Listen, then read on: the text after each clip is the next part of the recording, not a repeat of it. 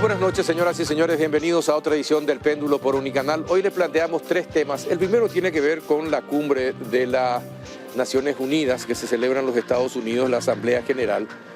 ¿Qué significa lo que se decide? ¿Es vinculante o no para los países? ¿Qué es lo que se viene?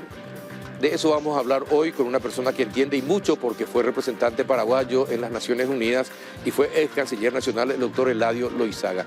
El segundo bloque vamos a hablar acerca de los casos de feminicidio que no paran, aumentan en nuestro país y causan mucha preocupación, la violencia intrafamiliar. Elida Favole y la doctora María Segovia, fiscal de la Unidad contra la Violencia Intrafamiliar y Género, nos acompañarán para entender más y mejor ese triste fenómeno que ocurre en nuestro país y en la región, lastimosamente. Y el último bloque vamos a hablar acerca de la situación financiera del IPS. ¿Qué pasa en IPS?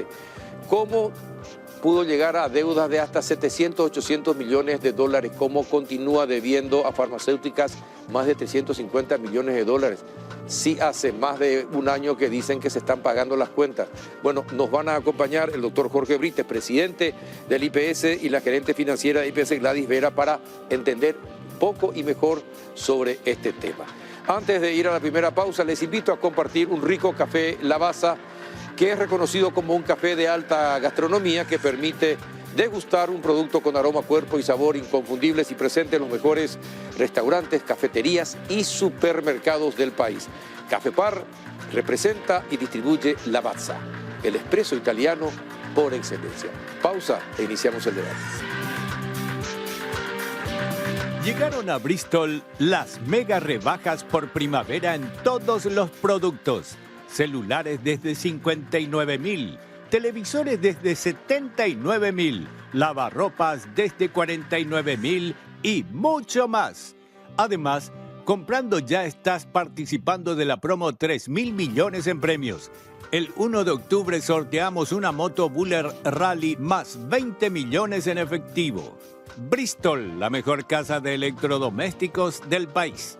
Viajar no siempre es placentero. El movimiento de los medios de transporte puede generar mareos, náuseas y otros malestares. Viajar sin complicaciones sí es posible. Con Nausecin, sin náuseas ni mareos. Un comprimido de Nausecin y olvídate de las molestias.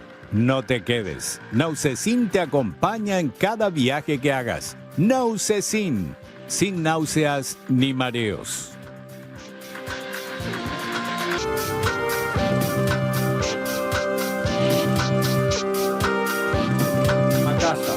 Que dice defender los derechos humanos, han permitido el ingreso al Consejo de Derechos Humanos a dictaduras sangrientas como la de Cuba y Venezuela sin el más mínimo reproche. En esta misma casa, que dice defender los derechos de las mujeres, permite el ingreso al Comité para la Eliminación de la Discriminación contra la Mujer a países que castigan a sus mujeres por mostrar la piel. Hoy, el mundo mira el ejemplo de El Salvador y se pregunta, ¿cómo puede una nación levantarse en tan poco tiempo? Pero tal vez esa no sea la pregunta que deberían hacerse. Tal vez deberían estarse haciendo otra pregunta. ¿Cómo es que el mundo está cayendo tan rápido? Dicen que El Salvador nada contra la corriente, porque mientras El Salvador se volvió más seguro, el mundo se volvió más inseguro. Mientras el pueblo salvadoreño se volvió más optimista, la mayoría de la gente en el mundo moderno se vuelve cada vez más pesimista. Hoy el mundo libre ya no es libre. Esto no es una exageración. Trágicamente vemos pruebas innegables de esta decadencia todos los días. Las nuevas amenazas de guerras continúan. Cuando el mundo libre se volvió libre, fue gracias a sus principios de libertad de expresión, igualdad ante la ley, unidad y respeto por la propiedad privada. Pero una vez una nación abandona sus principios que la hacen libre, es solo cuestión de tiempo para que pierda su libertad por completo. Las consecuencias se están desarrollando ante nuestros propios ojos. Las podemos ver. En algunas ciudades del llamado primer mundo, las tiendas necesitan asegurar sus productos detrás de puertas de vidrio con llave para evitar robos. Y no hablo ni siquiera de productos caros, sino de cosas sencillas como una barra de chocolate o una rasuradora. En otras ciudades, las calles ya no pertenecen a la gente, sino que han caído en manos de la indigencia, de las pandillas, del crimen organizado y de las drogas.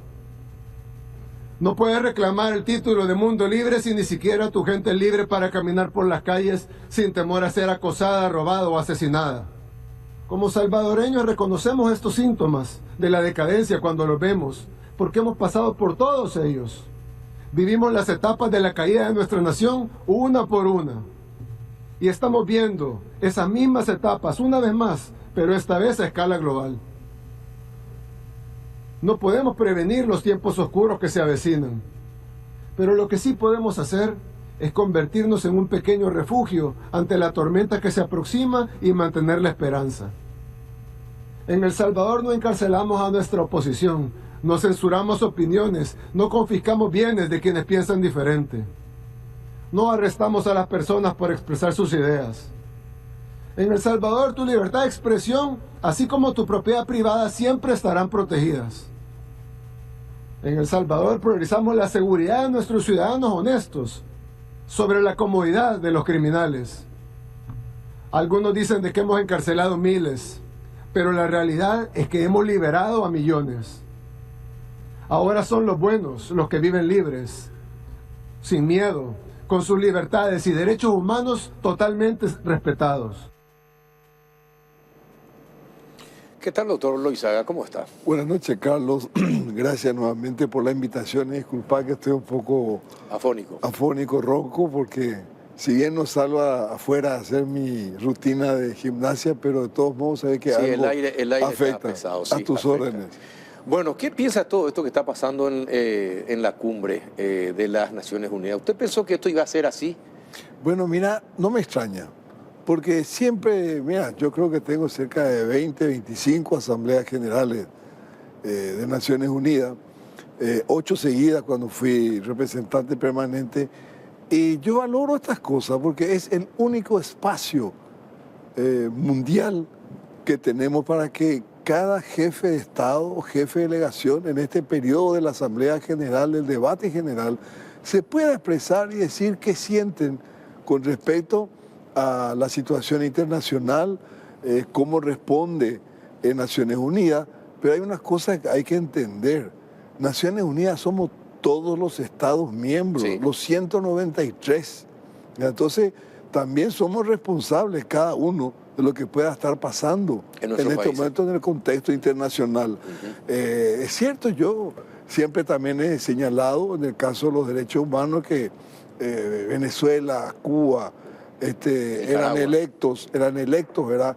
Y se trató de buscar en el año 2005 un proceso en el que se despolitizara de alguna forma esta presencia y se estableció un marco más riguroso.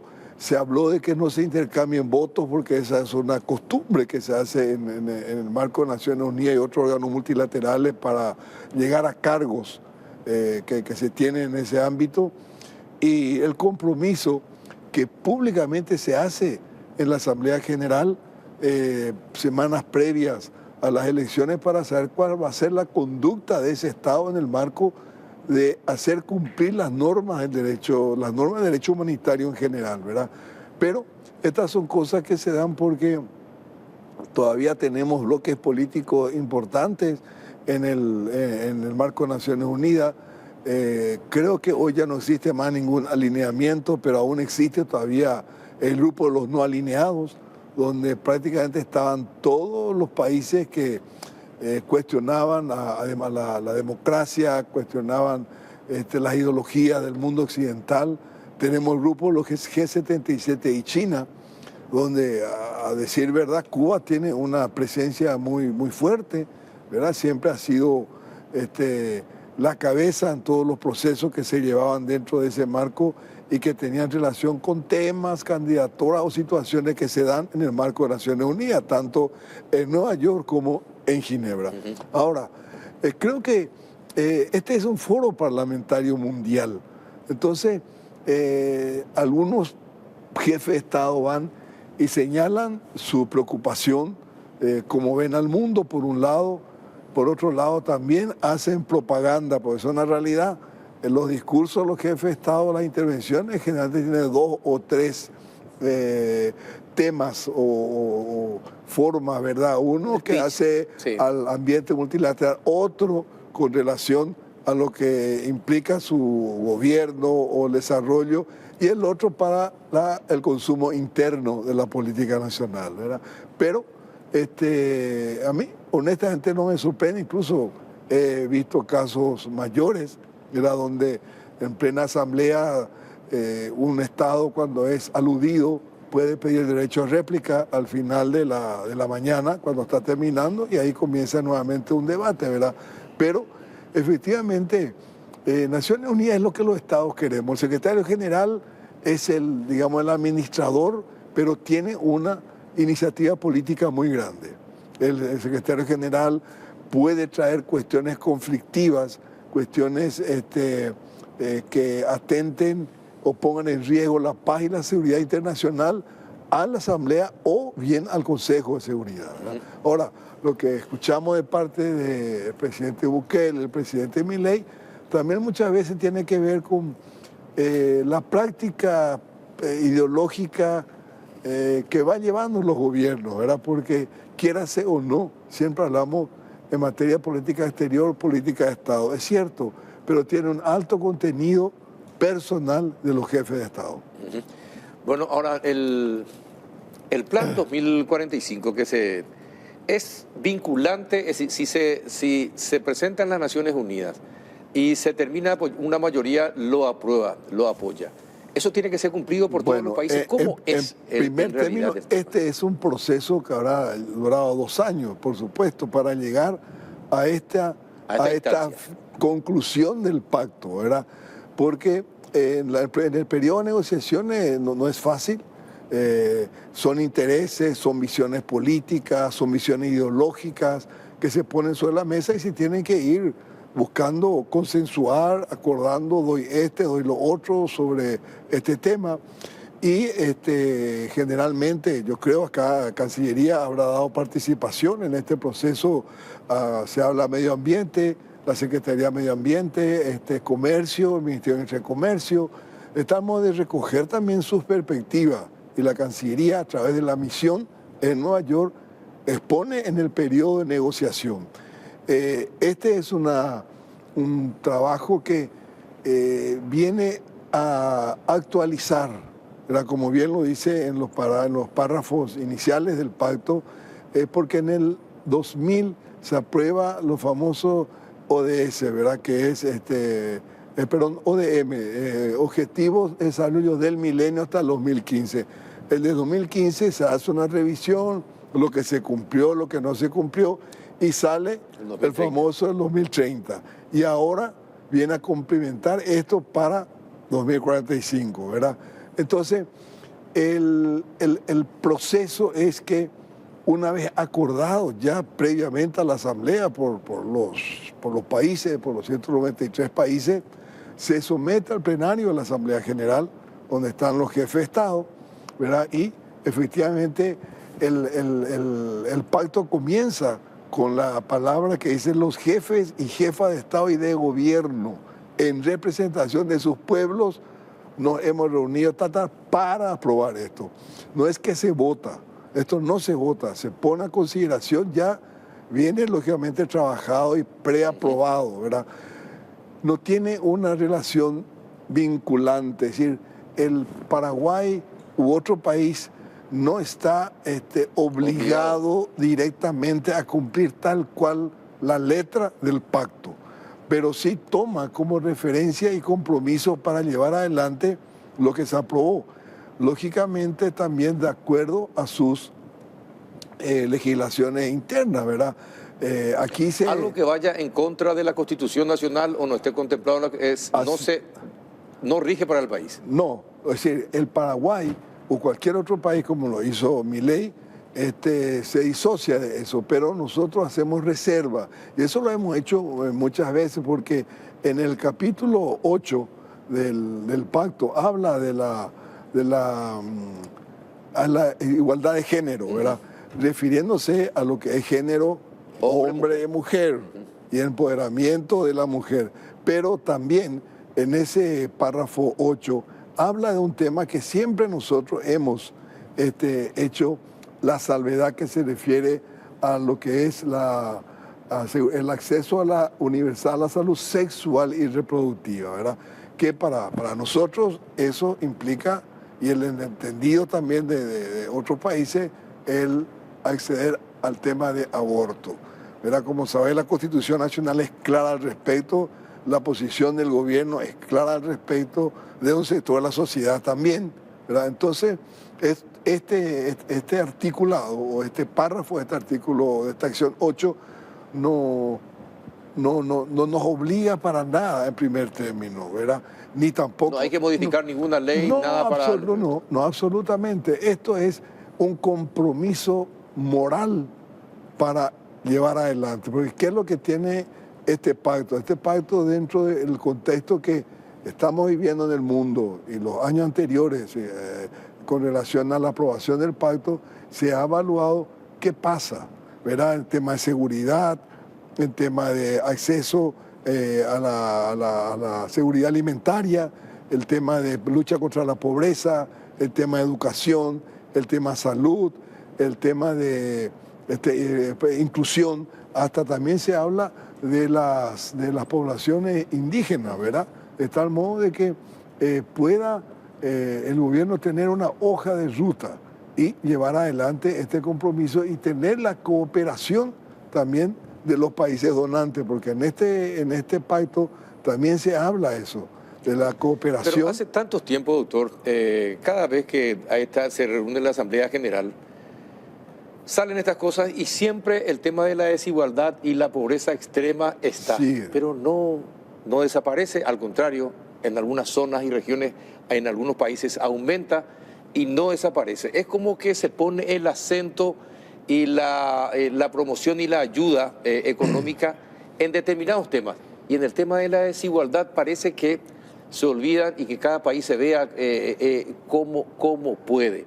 ¿Qué es lo que pasa entonces? ¿De qué sirven estas asambleas si la desigualdad sigue tan igual como hace 40, 50 años? Bueno, pero es decir, tenés por ejemplo África. África es un ejemplo de los niveles de pobreza que está teniendo, que también tiene una consecuencia de sus diferencias internas, de sus conflictos internos. Ahora, en cuanto a nuestra región, sabemos que es una región, una de las más desiguales en materia social, ¿verdad?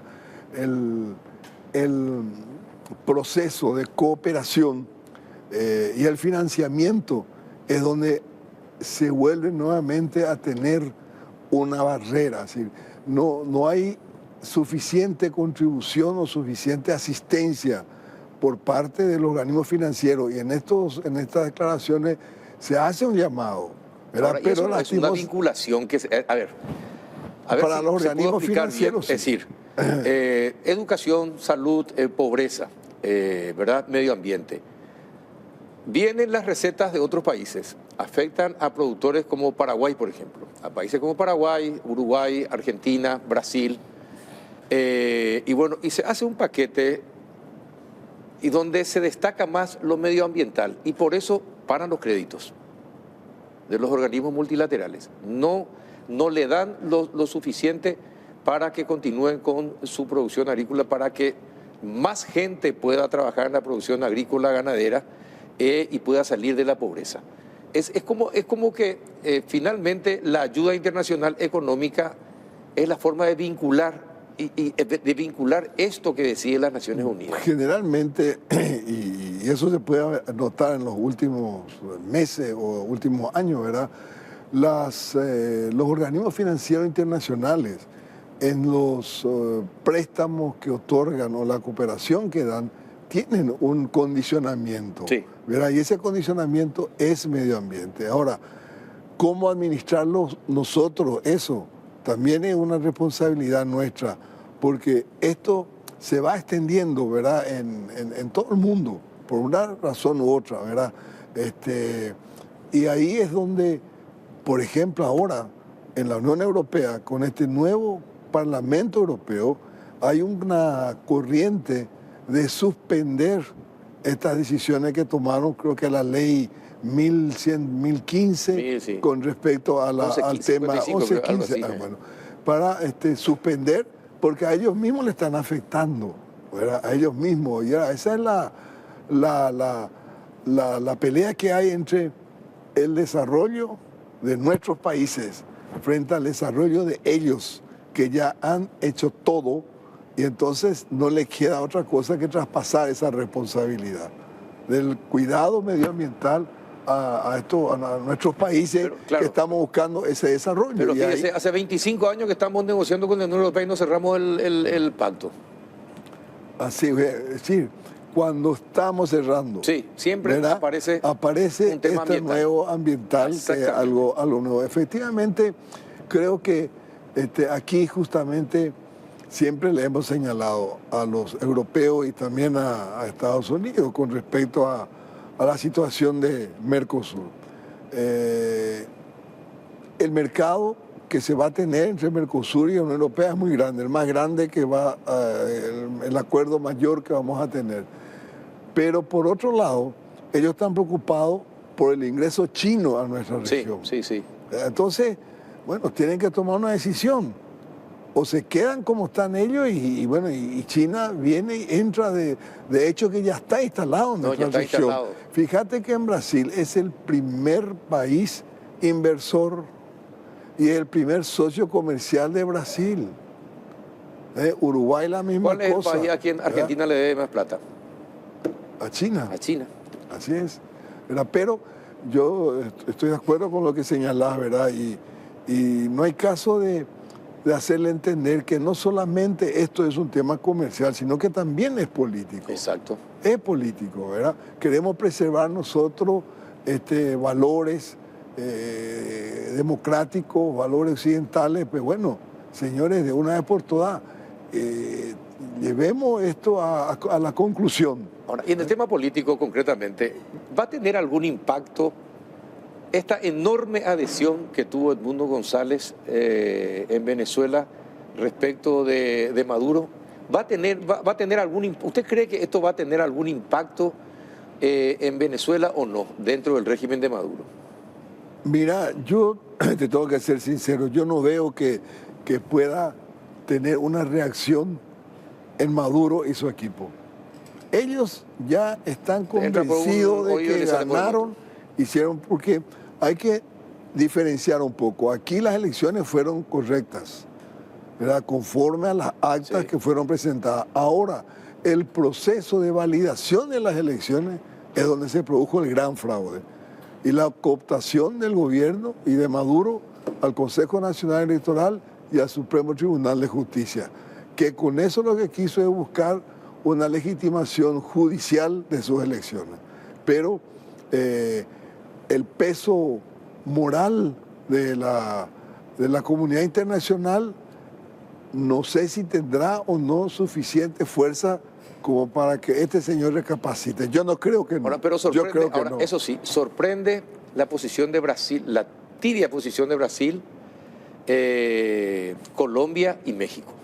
Bueno, lo de Brasil y Colombia es una situación muy especial. Ellos son países limítrofes, buscan y buscaron en todo momento. Brasil se va a ver afectado por la enorme migración de venezolanos nuevamente. Pero Brasil, el presidente, al final el presidente Lula fue firme también al señalar, bueno, señores, cuando hubo ese intercambio de palabras entre ambos jefes de Estado, bueno, que muestren las actas, ¿verdad?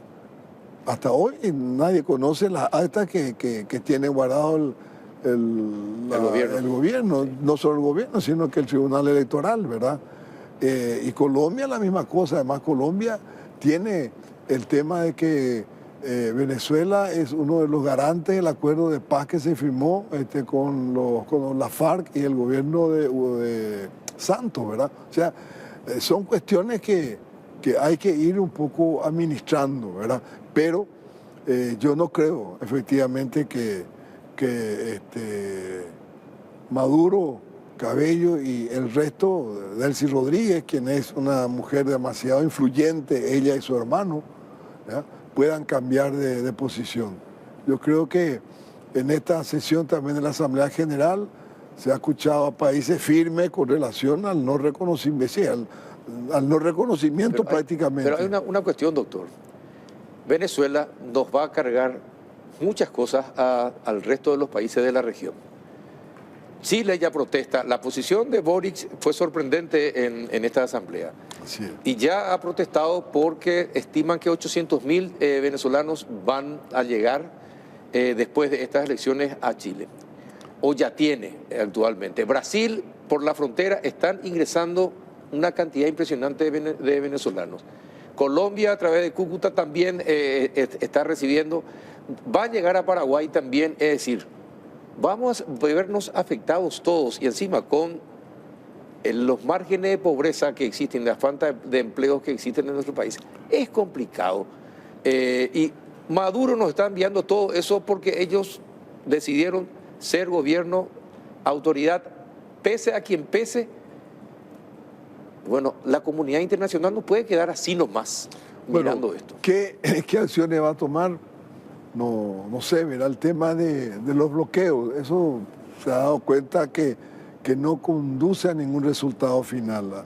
Al contrario, los bloqueos a la larga perjudican a la propia población, pero no a la gente de gobierno ni al estatus gubernamental porque viven bien. Pero lo que señalás con Brasil, sí, según lo que a mí leí informe de que prácticamente entre 500 a 1000 venezolanos están cruzando allá en Roraima, ¿verdad? Sí, exactamente. Y bueno, yo creo que pensamos todos de que Brasil y Colombia podrían haber jugado un papel más relevante, pero yo no les culpo a ellos, ¿verdad?, por la situación que tienen, ¿verdad? Ahora, México es otra cosa diferente. México el primer día del término de las elecciones ya lo reconoció como gobernante electo, ¿verdad? En cambio, ambos presidentes, ni Petro ni Lula, han reconocido como tal, ¿verdad? Ahora, el problema que tiene Petro es que su Senado ya le reconoció a González Urrutia. Exactamente. Sí, sí. Y bueno, No, es complicado, ¿verdad? Pero sí, Venezuela está suspendido del Mercosur. Mercosur como tal, ¿qué puede hacer más? Expulsarlo, ¿verdad? Como una última instancia, ¿verdad? Eso no está contemplado en el protocolo de Ushuaia, ¿verdad? El protocolo democrático.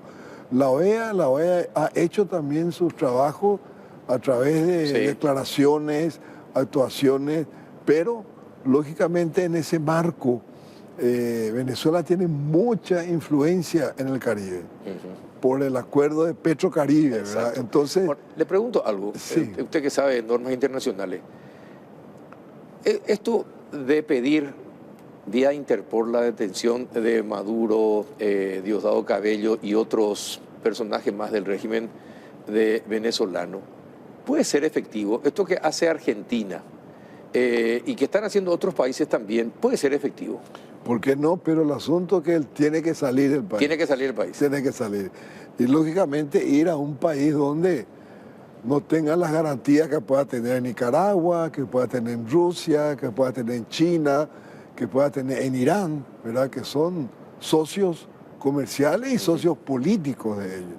Entonces, pero está todavía pendiente de definición la orden de detención también de la Corte Penal Internacional. Exactamente. ¿Verdad? Donde varias y ahí la OEA está instituciones metiendo mucho la mano. y también el secretario general en su última intervención con respecto a Venezuela, que fue el 28 de agosto, cuando se presentó un informe de la presidenta del Comité de Derechos Humanos, la Comisión de Derechos Humanos, señaló que iba a presentar, creo que presentó el pedido de detención por violación, por crímenes de lesa humanidad. Bien, perfecto. Doctor, muchísimas gracias por habernos acompañado y habernos ilustrado. No, yo creo que quizás sea un poco árido para algunos, pero es importante, conocer cómo funciona el mundo internacional, cómo funciona Naciones Unidas, cuál es su órgano principal, ¿verdad? El Consejo de Seguridad, que podemos hablar toda la noche si querés, ¿verdad? Sí, pero te agradezco mucho esta invitación y todo lo mejor para vos. Gracias, doctor Eladio Loizaga. A la vuelta de la pausa, los casos de feminicidios en Paraguay, que no terminan. A la vuelta de la pausa. Llegaron a Bristol las mega rebajas por primavera en todos los productos. Celulares desde 59.000, televisores desde 79.000, lavarropas desde 49.000 y mucho más. Además, comprando ya estás participando de la promo 3.000 millones en premios. El 1 de octubre sorteamos una moto Buller Rally más 20 millones en efectivo. Bristol, la mejor casa de electrodomésticos del país. Para tener un equilibrio ideal y un buen funcionamiento del organismo, ahora tenés a mano Mielaxan, el laxante que con una sola toma de sus cápsulas blandas no daña la mucosa gástrica y con acción comprobada. Mielaxan limpia y depura el organismo. Para tener un cuerpo saludable, comenzá con tu interior. Mielaxan, el laxante que funciona, y el equilibrio volverá a tu cuerpo. Es de Laboratorios Galeno, de venta libre en farmacias. Si los síntomas persisten, consulte a su médico.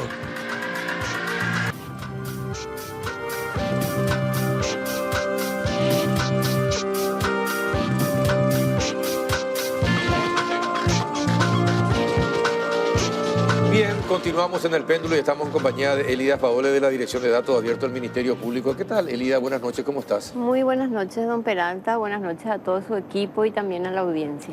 Y buenas noches también a la doctora María Segovia.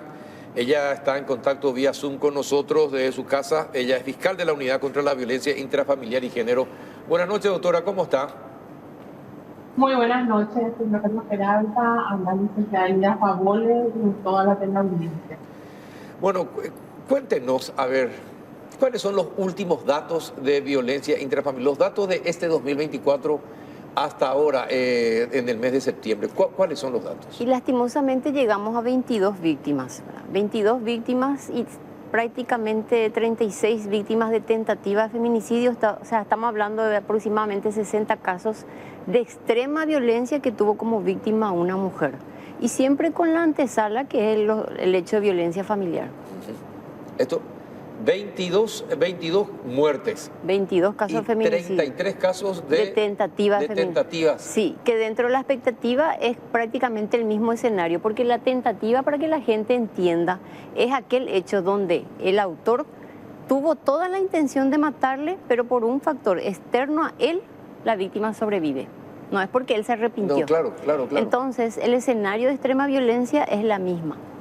Y en estos casos tenemos nosotros 22 víctimas, de los cuales 15 aproximadamente son su pareja. Tenemos otros 4 o 5 casos donde son expareja. Tenemos un caso donde fue el yerno. ¿Por qué? Porque intentó matarle a la esposa y termina matándola a la suegra. Sí.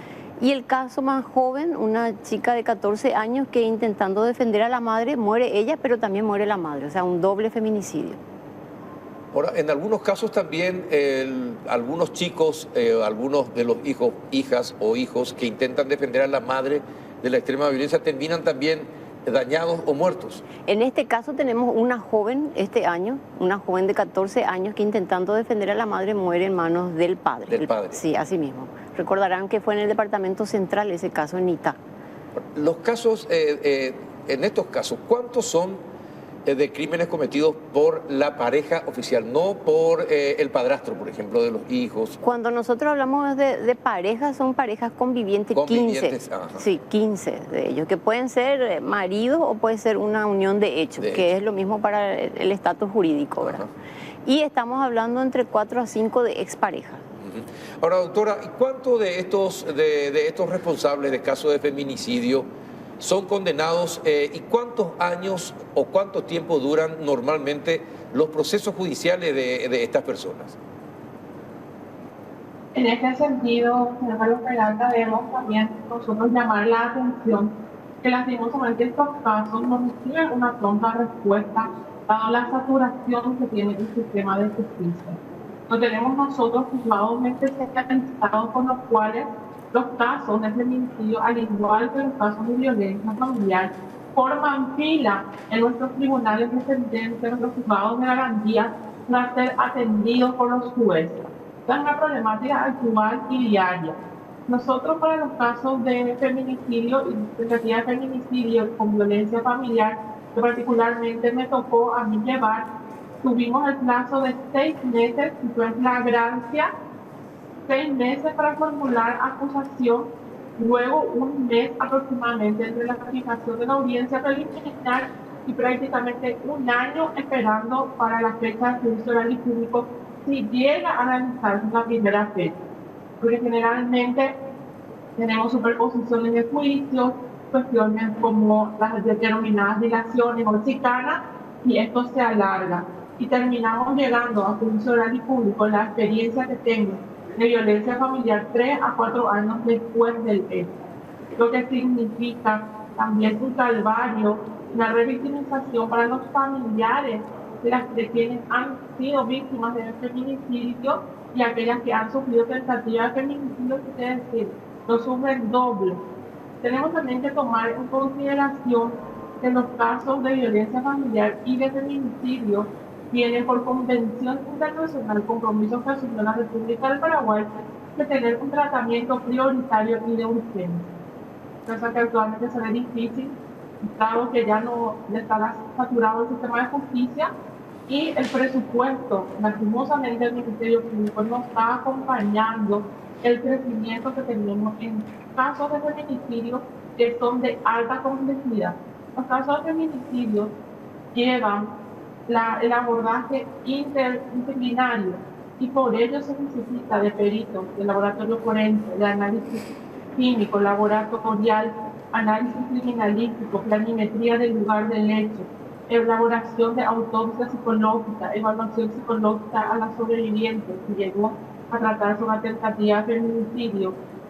También, si esos feminicidios consumados, la evaluación de los hijos que han presenciado los hechos, de quienes puedan tener acceso a evaluación socioambiental, incorporación de médicos forenses, de un equipo incluso de médicos forenses.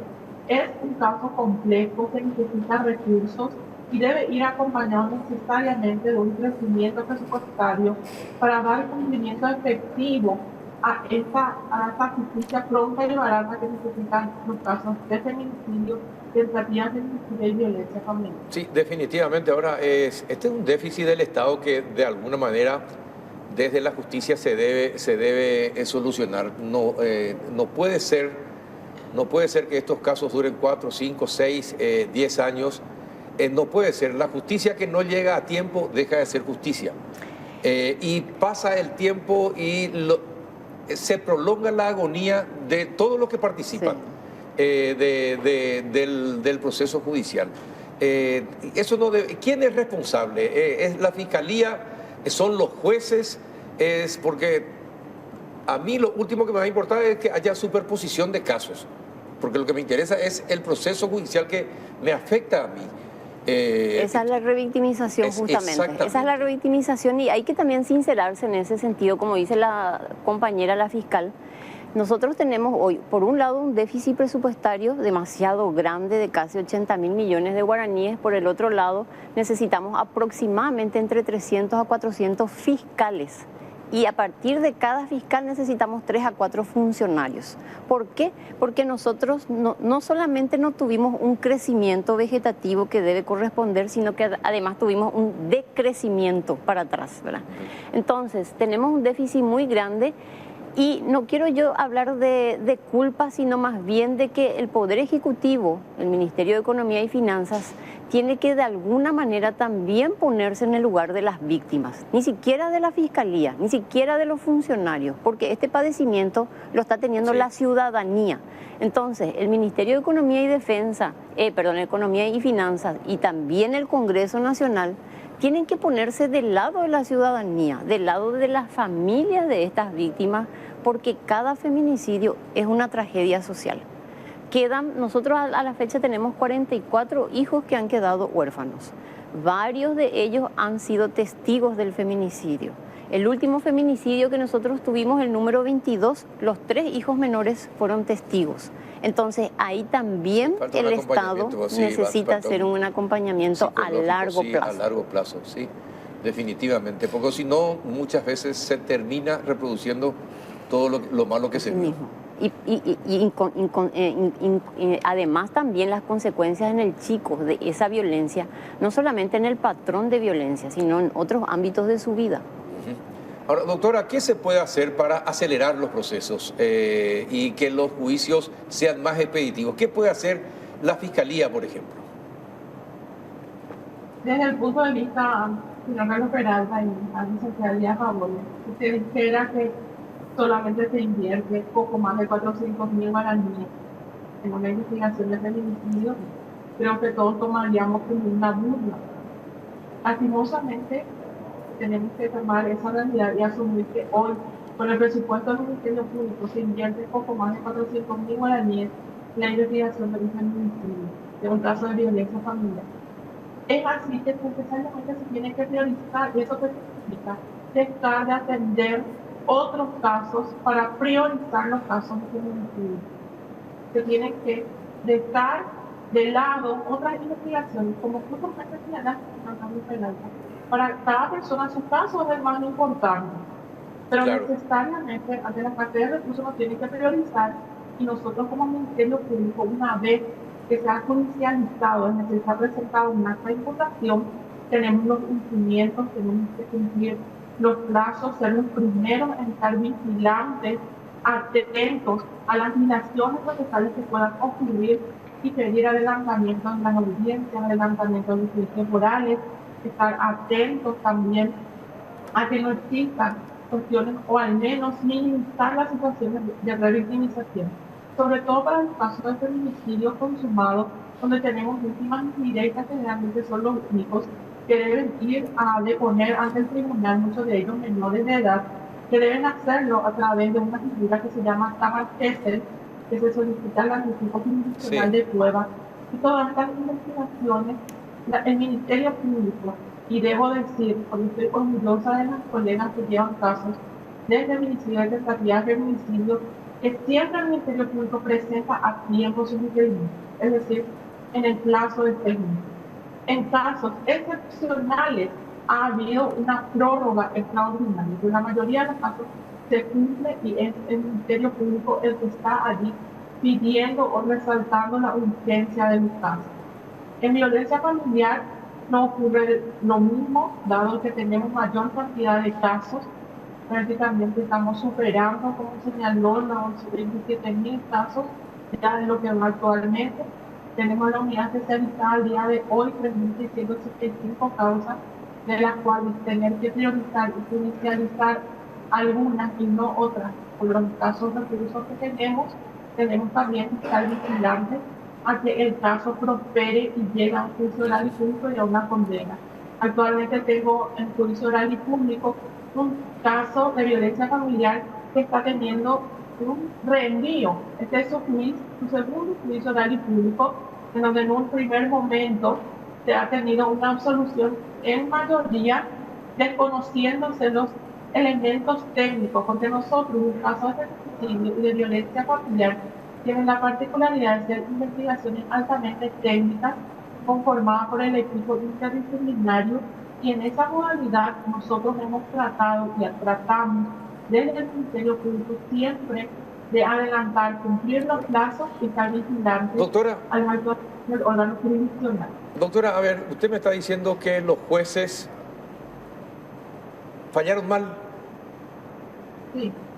¿Y qué posibilidades hay? ¿Hay alguna posibilidad de que los fiscales pidan que los casos de estos jueces vayan al jurado de enjuiciamiento, por ejemplo? Porque realmente es inexplicable. Uno no puede entender cómo jueces que se dicen conocedores de las leyes pueden no tomar en cuenta lo que usted estaba señalando.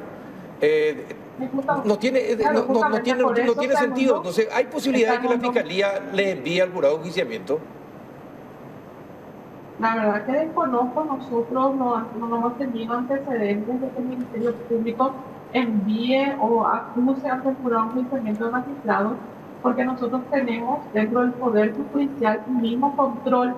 Ellos tienen también su superintendencia, tienen también sus mecanismos disciplinarios, y nosotros como Ministerio Público lo que hacemos es plantear los medios de impugnación. En este caso, ante esta absolución en mayoría, el Ministerio Público apeló y logró, a través del Tribunal de Apelaciones, anular esa sentencia manifiestamente infundada e injusta, y actualmente estamos ya en alegatos finales del segundo juicio oral y público a la espera de una sentencia justa, conforme a las pruebas técnicas que tiene el Ministerio Ahora, Público. fíjese usted, caso de feminicidio, lo que entraña eso para toda la familia, las familias involucradas. Y los jueces no hacen caso de todo el profesionalismo de los fiscales y todo lo que profesionalmente hacen, y fallan de manera equivocada. Si el Tribunal de Apelación ahora confirma la investigación fiscal y condena a esta persona, estos jueces deberían renunciar si tuvieran un poco de vergüenza, o deberían ser enviados al jurado de enjuiciamiento. Por lo menos un mecanismo de control que esté realmente sobre estos casos más sensibles. Hablamos de los casos de violencia familiar, feminicidio, casos de abuso sexual en niños, donde tendría que haber un poco más de rigor en relación al procesamiento, tanto de la evaluación de los jueces y sin sacar tampoco la responsabilidad de la Fiscalía, obviamente, ¿verdad? O sea, todo el sistema es un engranaje que tiene que funcionar perfectamente. Y como dice la doctora, la agente fiscal, hay un equipo interdisciplinario que trabaja constantemente con las víctimas, ¿verdad? Entonces, ellos aportan esa prueba técnica y el trabajo de los jueces es evaluar esas pruebas técnicas. Entonces, ahí necesitamos nosotros un rigor por parte de los jueces para que puedan llegar a una sentencia y darle la justicia que se merece esa gente. Sí, definitivamente. Con todo lo que se padece, es impresionante que esto ocurra y que jueces fallen de esa manera. No hay rigor ni siquiera en la justicia, no hay rigor, y eso realmente es preocupante, esto que nos están diciendo. ¿Cuántos casos llegan a la condena final de los feminicidios? Sí, de los feminicidios. Generalmente en el 100% de los casos. Ahora, ¿dónde está el problema? El problema está, como dijo la agente fiscal, en los plazos. O sea, un caso de feminicidio puede tardar entre 2 años o 3 años de repente, más o menos aproximadamente, si me corrige la agente fiscal, en llegar a un juicio oral. Eso siempre y cuando la defensa no chicanee. Sí. Porque si chicanea puede llegar también a extenderse. Pero también esa es responsabilidad de los jueces, porque ellos saben cuando ya se convierte en chicana todo lo que va presentando la defensa. Lo que pasa es que los abogados defensores le van a decir que ese es un derecho del procesado. ¿Qué, chicanear? Los recursos... No, está bien. De la defensa. Sí, los recursos. El chicaneo es un recurso de la defensa. Perdón, no es un tema, pero realmente es así como se plantea, ¿verdad? El abuso en el ejercicio de la defensa. Sí, pero y para eso pues están los jueces. Los jueces son los dueños del proceso judicial. Ellos son los que deben saber interpretar las leyes y darse cuenta cuando algo ya es una chicana, y enderezar toda la cuestión. De lo contrario, esto se extiende inexplicablemente para el sufrimiento de todos. Sí, la Corte había planteado que no sabría en qué instancia está un proyecto de ley contra la chicanería, justamente. Pero, ¿qué es lo que ocurre? En ese proyecto de ley se había planteado ya en la etapa intermedia, cuando por lo general el abuso de estos recursos... La Corte. Se produce en la etapa investigativa, porque lo que pretenden es frenar la investigación fiscal. ¿Cuántos casos están congelados en la Corte y no se solucionan? También es algo, vamos a hacer un programa de ese tema también. ¿Cuántos casos tiene la Corte congelados donde no hay sentencia? Archivados, vaya a saber en qué cajón, no se pasan entre los jueces y no hay sentencias. Lo que pasa es que si me corrige la agente fiscal, ahí no hay plazos procesales en la Corte prácticamente. Tenemos plazos, solamente que todo está rebasado. Nuestro sistema de justicia tenemos que apenas hacer una mesa interinstitucional para trabajar este problema. Este problema no se va a solucionar solamente de una de las aristas. Sí, cierto. Lo público, todos, y poder sincerarnos, poner, como se dice, sentar las cartas, mostrar las cartas sobre la mesa y asumir un compromiso, porque de eso se trata. Los casos de feminicidio, los casos de violencia familiar, en qué nos están afectando a nosotros como sociedad. Está hablando, es alarmante que en un país está, con pocos habitantes, con poca densidad poblacional, como tenemos en la República del Paraguay, tengamos uno de los índices más altos de homicidios de Sudamérica. Entonces, esto es preocupante como sociedad, debe llamarnos a nosotros a la reflexión y también asumir un compromiso de que vamos a tener una justicia fiscalizada. ¿Cuál es, doctora? Un esfuerzo, pero no está acompañando desde los órganos jurisdiccionales en tener esta especialización. Cuando uno le habla del ciclo de la violencia que tuvo una mujer, porque el feminicidio exige determinadas características para ser catalogado o calificado como tal, y la licenciada Paola le va a corregir, porque hay varios casos donde están catalogados o caracterizados como homicidio, porque justamente hay un problema de calificación legal que en nuestro país todavía no se está asumiendo para caracterizar como feminicidio. Y ese es un problema que estamos teniendo, porque al hablar del ciclo de la violencia, muchos juzgados o jueces se espantan, porque aún no comprenden cómo funciona el ciclo de la violencia que termina en feminicidio, en tentativa de feminicidio o en casos más graves de violencia familiar. Bien, por último, doctora, a ver, ¿cuál es el índice? ¿Qué lugar ocupa Paraguay en el índice de feminicidio que usted dice que está muy elevado en Paraguay? Nosotros estamos en el tercer lugar y para nosotros es mucho, atendiendo que tenemos como un departamento de Brasil, pero Brasil es el que encabeza, tenemos también varias altos índices de feminicidio, nosotros estamos en el tercer lugar. Brasil, y después, ¿quién es el segundo? El segundo está, no recuerdo si estaba en este momento Colombia, estaba en ese ranking. Ajá, pero nosotros ocupamos el tercer lugar del ranking de feminicidio en Sudamérica. Sí, por la población que nosotros tenemos, por cada población. Por la población que tenemos, perfecto. Esto es para una reflexión profunda de la sociedad.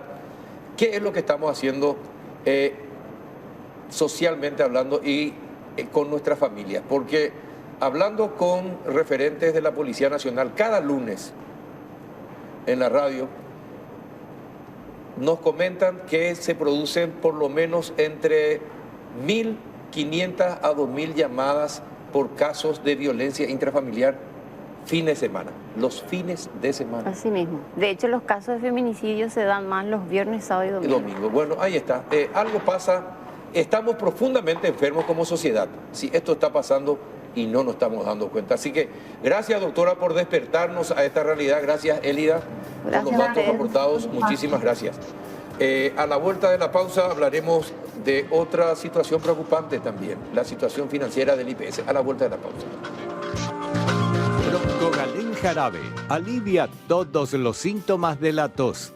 Broncogalén es también fluidificante y expectorante. Eso es Broncogalén Jarabe. Todo lo natural en un solo producto y un solo producto para toda la familia. Además, no tiene azúcar. Atendé bien. Ambaú, eucalipto, miel y limón, oreco paité. Y no te olvides de la presentación cómoda y práctica. Broncogalén Spray. Y con la misma fórmula y con sabor a miel. Broncogalén Spray. Te soluciona las situaciones incómodas porque lo podés sacar y usar en donde sea. Carteras, bolsillos, etc. Broncogalén, paraguayo y teja naturale té. Es de Laboratorio Galeno, de venta libre en farmacias. Si los síntomas persisten, consulte a su médico.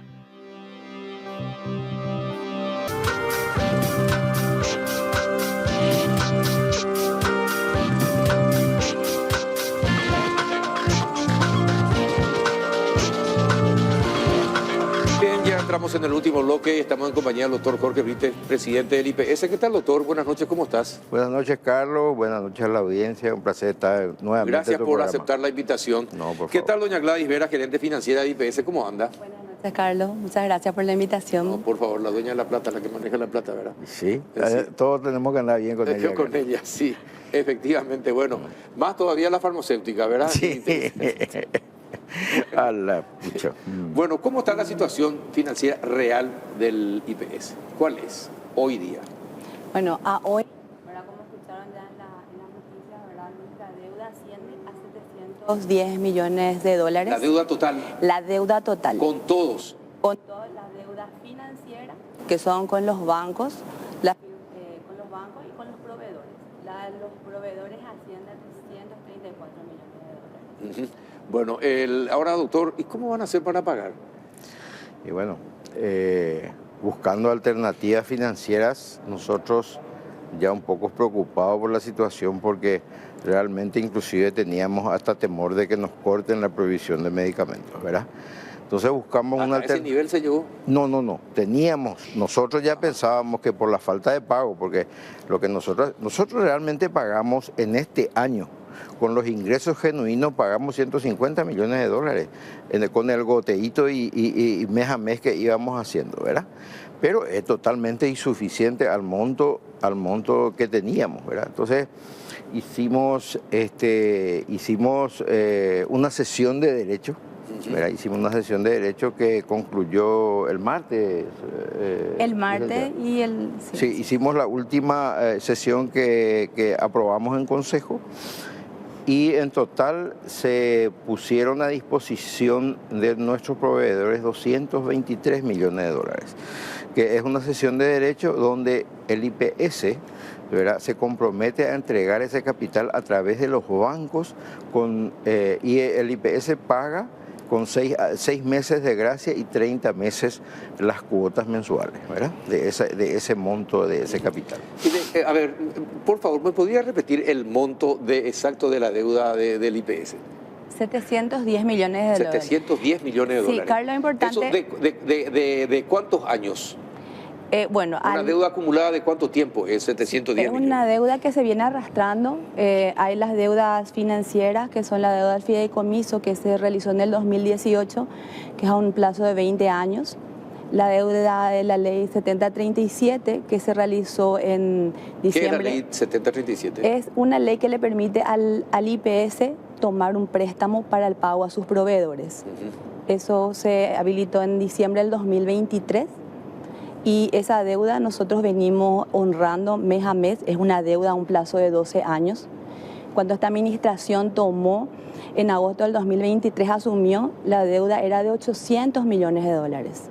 Como el doctor estaba diciendo, esta sesión nos permitió honrar el 48% de esa deuda a farmacéuticas, a proveedores, ¿verdad?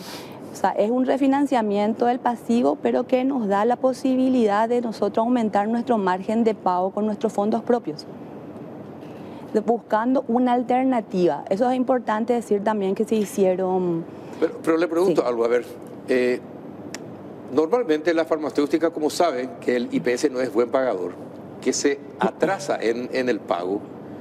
En realidad son pocas las instituciones en Paraguay que pagan en tiempo y forma. Los proveedores, los contratistas saben de eso. Entonces, ya con los costos con el que entregan los productos o con los que realizan las obras, ya contemplan el descuento que normalmente después se hacen en bancos. Entonces, le cambio la pregunta. ¿Cuánta es la deuda que tiene actualmente IPS con los bancos? ¿Cuánto es en realidad de esos 710 millones de dólares? ¿Cuánto tienen los bancos? La deuda financiera asciende a 396 millones de dólares. 396 millones de dólares. Esta sesión nosotros lo vamos a ir honrando a partir de marzo del 2025 y asciende los intereses a 12 millones de dólares, que es lo que IPS asumió el 3.5 de la tasa de interés que los bancos le cobró a cada proveedor. Entonces, claro, por el descuento por el descuento del documento. De los documentos. Así mismo. Es que es mucho más, que es mucho menor a la tasa de interés que venimos pagando por un préstamo que es del 11,75 actualmente. Sí. Por el préstamo. No, obviamente, pero también con la ponchada de plata que reciben de documentos, obviamente que le tiene que dar algún tipo de ventaja también, ¿verdad? Nosotros llegamos a un acuerdo con ellos, ¿verdad?, de cubrir hasta el 3.5% del costo de los intereses. y que ellos renuncien a toda manifestación o acción que podían crearse por ese tiempo que nosotros no le pagamos. Entonces, esa fue la condición y ellos aceptaron esa condición. Entonces, ahí también salimos un poco beneficiados porque hicimos los cálculos y los montos, si ellos reclamaban realmente.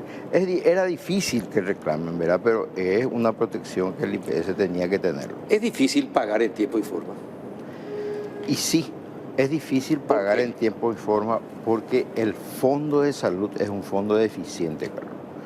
No alcanza y a medida ¿Y por qué es deficiente, doctor? Y es deficiente porque por el monto que nosotros, los servicios que el IPS presta a sus asegurados, no alcanza para cubrir todo lo que el seguro le ofrece. ¿Qué es lo que pasa? Nosotros tenemos el 80% de nuestros asegurados aportan por el salario mínimo. ¿Verdad que ¿El 80%? El 80%. ¿El salario mínimo? Salario mínimo. Bueno, ese es otro problema también que después vamos a discutir, pero te voy a explicar. El 80%, del 80% que son más o menos 300.000 guaraníes por asegurado que va al fondo de salud, ¿verdad? Ese fondo es insuficiente para darle asistencia médica total al asegurado, a su cónyuge, a sus hijos menores de 18 años y a sus padres mayores de 60 años. ¿Cuántos asegurados tiene actualmente el IPS? Tenemos aproximadamente 900.000 cotizantes. 900.000. Sí. Y es el 80% son 720.000 personas que aportan sí, por el salario mínimo. El salario mínimo. Tiene todos los beneficios. Y a eso hay que agregarle la cantidad, como usted dijo, hijos, esposas, sí, padres y madres que son dependientes y que tienen más de 60 años. Ajá. A la pucha. Y no, entonces, ¿no hay alguna fórmula para que...? Estamos empezando. La única solución, particularmente para mí y para el equipo con el cual estamos trabajando, es la reforma de la Carta Orgánica, ¿verdad? En su totalidad, no podemos hacerlo de forma drástica. Entonces estamos empezando. Ahora empezamos con un anteproyecto de ley que próximamente se va a presentar al Parlamento, ¿verdad? De la recuperación de 2,5% del total de ingresos del IPS, que el 1,5% va a salud y el otro 1% va al SINAFOCAL, ¿verdad? Una pregunta, ¿cuánto debe el Estado al IPS? Es decir, estamos hablando de 900.000 personas. Sí. Bueno, el 80% de esas el sueldo mínimo. Pero el Estado, ¿cuánto le debe al IPS en ese servicio? Haciendo un cálculo, la famosa deuda histórica del Estado son de 590 millones de dólares. Casi 600 millones ya. Sí, y sí, porque... Pero entonces van a irse a la quiebra si el Estado nos paga 600 millones de dólares, 590 millones de dólares. Lógico, y a los asegurados se les obliga a decir... Obviamente tienen que pagar. ¿Cómo es que el Estado no se le obliga también o no se inician acciones para que paguen esa deuda histórica? Porque nunca pagaron, ¿eh? Nunca pagaron. Desde 1953 creo que nunca pagaron. Sí, del 43 creo que... Del 43, bueno, sí. Ahí está. Pero es imposible que una entidad funcione adecuadamente si tiene una deuda de ese tamaño. Ahora, yo mantuve conversaciones con el ministro de Economía, ¿verdad?, al respecto, así, pero de forma todavía superficial. Y ¿No te dijo que le vas a seguir siendo histórica la deuda? No, que hay intenciones, que busquemos la alternativa, hasta se habló de algunos bonos perpetuos donde uno pueda cobrar intereses hasta que... Es decir, en forma muy superficial todavía se está hablando. También ellos están en la misma situación que el IPS, ¿verdad? Se están acomodando, todavía no... se está mejorando la recaudación. Bueno, nosotros también estamos haciendo lo mismo, ¿verdad? Pero de todas formas, pienso de que tenemos que cambiar, ¿verdad?, la carta orgánica del instituto. Es una carta de 70, 80 años desde que se fundó el IPS y eso sigue hasta ahora. Y en el área de salud, ¿qué es lo que pasa? Antes, ¿qué era el estudio más caro? Era una radiografía. ¿Verdad? Hoy están los estudios mucho más avanzados y de costos, pero muchísimos más caros, ¿verdad? Y todo lo que ofrece las alternativas de la medicina hoy en día, todo lo que ofrece subió estrepitosamente y nosotros estamos con el mismo sistema, ¿verdad? Tenemos que ir cambiando. Ahora, con respecto a los bienes inmuebles del IPS, lo que recaudan por los alquileres de esos bienes, ¿dónde va? Al fondo de jubilaciones. Al fondo de jubilaciones. Directamente, sí. Al fondo de jubilaciones, eso no va al fondo de maternidad. Va al fondo de salud. No, eso directamente va para inversiones financieras. Ajá, ¿por qué? Porque genera renta para mantener el sistema de jubilación. El sistema de jubilación, así es. Esos 2.500 millones que nosotros tenemos en la reserva, de eso se va juntando. ¿Y cuánto representa el monto de las propiedades? Actualmente el IPS cuenta con 910 propiedades. 910 propiedades. Sí. ¿Y qué pasó con las que estaban en el Chaco y el litigio que estaban ocupadas? ¿Se recuperó eso? Se recuperó. O sea, había una porción de la cual estaba en litigio que se recuperó, pero ahora una mínima. Nosotros tenemos más de 200.000 hectáreas en el Chaco y muchas están rentadas hasta por 20 años inclusive, ¿verdad? Y esa sigue produciendo renta para el IPS. En algún momento se criticó que son muy buenos ustedes con los alquileres, etcétera, etcétera, de las propiedades, que son muy baratos comparado con el precio del mercado. ¿Eso es cierto? Es cierto. ¿Y por qué? Es cierto, y ahora nosotros estamos trabajando en eso. Primero, empezamos a recuperar todos los inmuebles que estaban en manos de gente que no tenía nada que ver con el IPS o que firmaron alguna vez algún contrato y se quedaron y nunca nadie hizo nada. ¿Verdad? Nosotros estamos trabajando en eso, tal es así que varias propiedades que teníamos en esa situación valiosas hoy están ya en manos de IPS, ¿verdad? Y bueno, estamos trabajando en las demandas correspondientes, la dirección jurídica está trabajando en ese sentido y también no solamente en lo que respecta a inmuebles, sino también a otras irregularidades que fuimos encontrando dentro de esta administración. ¿Qué tipo de irregularidades, doctor? Y por ejemplo, el caso del fideicomiso, ¿verdad? Es llamativo que eran para 4 propiedades específicas, no se terminaron estas propiedades, pero la plata se fue. Son 880.000 millones de guaraníes que tenemos que buscar dónde fue. ¿En serio? Y sí, el fideicomiso, nosotros fuimos como para honrar las deudas con casi con más las de 100 millones de constructoras. dólares. Y sí, había. Y bueno, ¿y en qué estado? ¿Pero se investiga el tema? Por supuesto. Nosotros hicimos más de 23 denuncias están en la Fiscalía General, hechas por nosotros en todas las irregularidades, hasta en estas ventas de supuestos contratos que se hacían, hasta eso se hacía en el IPS. Ahora, hay una cosa que no entiendo. Si es un buen negocio el alquiler de propiedades, ¿por qué IPS no se encarga de ese negocio? ¿Por qué no hay un sector, una sección que haga eso? En vez de darles a personas que finalmente le terminan engañando al IPS o estafando al IPS, o no pagándole lo que corresponde al IPS, ¿por qué el IPS no asume como un negocio propio del IPS, del sector inmobiliario? Nosotros estamos manejando, hay una dirección de inversiones que tiene a su cargo, hay un departamento de inmuebles dentro del instituto, que es el que maneja. Evidentemente ese le sobrepasa manejar esa cantidad de inmuebles, ¿verdad?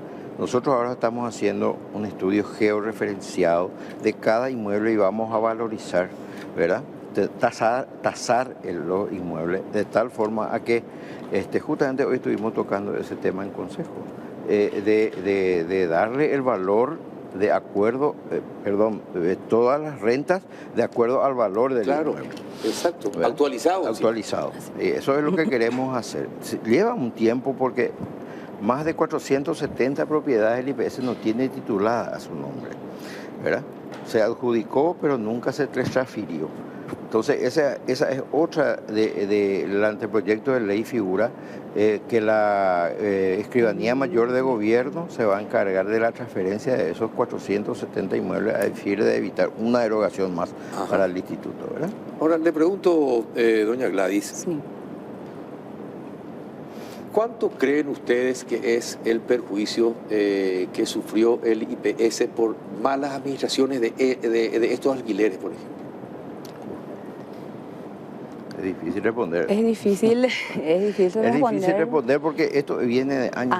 No, y por eso, justamente por eso. Es decir, tiene que haber una forma de que ustedes, las autoridades del IPS, le expliquen a la gente en Paraguay la cantidad de pérdida de dinero del valor de los inmuebles del IPS no ingresaron a las arcas del IPS por hechos de corrupción. Claro, eso es importante también decir, se está trabajando en eso con el equipo de la Dirección de Inversiones, ¿verdad? En hacer un avalúo de los inmuebles. Nada más que eso tiene su costo y lleva su tiempo, ¿verdad? Hay las arquitectas en el área, pero son muchos inmuebles, como le dijo el doctor, son una administración de años que va a costar. Hoy se está tratando de ordenar, de ver el valor real de mercado para poder ver el valor que debe llevar cada inmueble. Claro. Entonces, poder nosotros dimensionar cuánto fue la pérdida que tuvimos en todo este tiempo, ¿verdad? Al precio que hoy se estaba dando esos alquileres. Sí, porque hay mucha gente que ganó plata con eso y que sigue ganando. Y el IPS pierde. Sí. Y no es de ninguna manera justo, es una estafa. Es una estafa y ustedes tienen que parar esa estafa. Sí, en esa estamos trabajando. Realmente estamos trabajando en todos los ámbitos, ¿verdad? En estos 2 últimos meses nos tocó el tema licitatorio, ¿verdad? Porque teníamos hasta un tiempo limitado que nos daba la DNCP para presentar las licitaciones correspondientes, ¿verdad? Saliendo un poco del tema, ¿verdad? Hoy están 140 licitaciones que están siendo analizadas por la DNCP para, una vez respondidas las consultas y respondidas las respuestas, las protestas que tienen que presentarse a esas cosas, van a estar a disposición de los asegurados, ¿verdad? Eso nos llevó a trabajar en estos 2 últimos meses en forma intensa, pero a la par también se sigue trabajando en evaluando todas las propiedades del IPS para tener un costo real de cuánto vale cada propiedad que tiene el IPS. Ahora, doctor, es tan grande el IPS, es tan poderoso económicamente el IPS, tanto dinero público maneja el IPS, que realmente uno empieza a entender por qué ciertas personas siempre se preocuparon por hacer negocios con el IPS, ¿verdad? Entre ellos parlamentarios también. Pero hay que terminar con esa cuestión. Yo creo que el IPS puede ser hasta un faro de lucha contra la corrupción interna, porque mucha gente depende de su vida de la buena atención y la calidad de atención que reciba en el IPS, de que los medicamentos estén, de que todas las máquinas funcionen adecuadamente, que los médicos sean excelentes, las enfermeras también, que todo sea limpio. Es decir, la vida de uno está en manos del IPS, la vida de muchos paraguayos. Y bueno, yo creo que la vida de los paraguayos vale la pena que se termine con los hechos de corrupción en el IPS. Totalmente. Y que aquellos responsables y vayan ante la justicia, sea quienes sean. Ese es el propósito, ese es justamente el propósito y esa es la instrucción que tenemos del presidente. No importa quién sea, pero vayan adelante. Tenemos 23 denuncias, hasta ahora no tenemos todavía ninguna sola respuesta, ¿verdad? Pero estamos, nosotros hicimos nuestra parte y todas las veces Auditoría Interna sigue trabajando, sigue buscando investigando, ¿verdad? Algún hecho irregular que podamos encontrar. Apenas nosotros detectemos algo, enseguida a Contraloría y a Fiscalía, ¿verdad? Esa es la única forma que tenemos de actuar y corregir las cuestiones torcidas, así como vos decís. Es una lástima. Sí. Yo soy un funcionario de carrera de IPS. A mí me duele tremendamente como un contra. Yo pensé que no iba a durar ni 6 meses dentro de la institución, en la situación en que estaba, ¿verdad? Y bueno, estamos tratando yo creo que vamos a ir adelante. Yo creo que de ahora en más, y una vez que salgan todas estas licitaciones, vamos a empezar ya a enganchar una con otra y vamos a dejar el desabastecimiento de lado, ¿verdad? Y vamos a empezar a tratar de mejorar la calidad de la atención en salud. Ojalá sí. Que eso sea. Y bueno, a ver, ¿cuánto me dijo de los bancos que tienen plata al IPS? 300, ¿cuánto me dijo? 300, la deuda que tenemos sí. con los bancos es de 396 millones de dólares a la fecha. A sí, la fecha. a la ¿Eso fecha. incluye, cuánto de eso es de las farmacéuticas? Eso es solamente la deuda con los bancos. La deuda de las farmacéuticas es de 334 millones de dólares a la fecha. Lo importante es recalcar que esa deuda, o sea, seguimos prestando servicio, hay licitaciones en curso que vienen ejecutándose. Entonces, mes a mes nosotros seguimos recibiendo facturas para honrar, ¿verdad? Deuda que eso va, es dinámico, eso va creciendo. No para. La deuda no para. La deuda no para. Porque quiero nomás contar que hoy estuvimos haciendo unos análisis y nosotros más de 3 billones de guaraníes en licitaciones solamente para medicamentos, insumos y insumos para laboratorio. ¿Cuánto? ¿Este año? 27, ahora, estos cientos y pico de licitaciones que se están... No, de 27 licitaciones. De 27, 3 billones de guaraníes. 3 billones, más de 3 billones de guaraníes. Sí, y más de 4 billones con las 140. Y por eso te digo, doctor, ustedes tienen que tener cuidado, le van a hacer agujeros por todas partes. Si y es que... La plata que manejan es increíble. Increíble, es de repente... Pero tenés que convencerle al ministro de Economía que pague, que el Estado pague su deuda, en serio. Sí, pero hay que entenderle un poco también la situación de ellos, que estamos por buen camino hablando con ellos en ese sentido. Yo creo que más temprano que tarde vamos a tener buenas noticias. Ojalá sea así. Bueno, sinceramente, me gustaría poder extender más esta charla con ustedes, porque lo que nos enteramos ahora, esta noche, es increíble. Ojalá, doctor, pone todo el esfuerzo posible, y no importa con quién te pelees, pero no, en serio, no. La vida de muchos paraguayos pasa por ahí. La última pregunta, ¿cuántos del total de trabajadores de Paraguay, cuántos son los aportantes en IPS? Por ciento más o menos de... subió ahora, porque anteriormente era 18, ahora ya llegamos al 25. El 25% son más o menos aportantes del sistema laboral. Ajá. ¿Y cuántos todavía no inscriben? ¿Cuántos estiman ustedes que no inscriben a sus empleados? Y hay muchos trabajadores en negro, justamente también es otra a la cual estamos abocados para tratar de convencer, ¿verdad? A la gente que se ponga al día, que se ponga... Es decir, poner todas las cosas en condiciones y la gente se va a asegurar. 30% más o menos de evasión. Porque si la gente escucha que no hay medicamentos, que no funcionan los equipos, que no se puede hacer la una cosa trae a la otra. Exactamente. Ese es el tema. Exactamente. El esfuerzo hay que hacer, hay que demostrar, como yo le digo a mi gente, hace 10 años que el funcionario IPS no tiene una suba salarial. Bueno, trabajemos, demostremos de que somos capaces y ahí vamos a tener el derecho para reclamar. Exactamente. Bien, doctor, gracias por haber venido. No, por favor, gracias a vos. Licenciada usted. Licenciada. Licenciada. Bueno, licenciada Gladys Vera, gracias también por estar presente. Sí, espectacular los datos que nos dieron. Gracias. Realmente es poderoso IPS. Por eso que todavía no se fundió.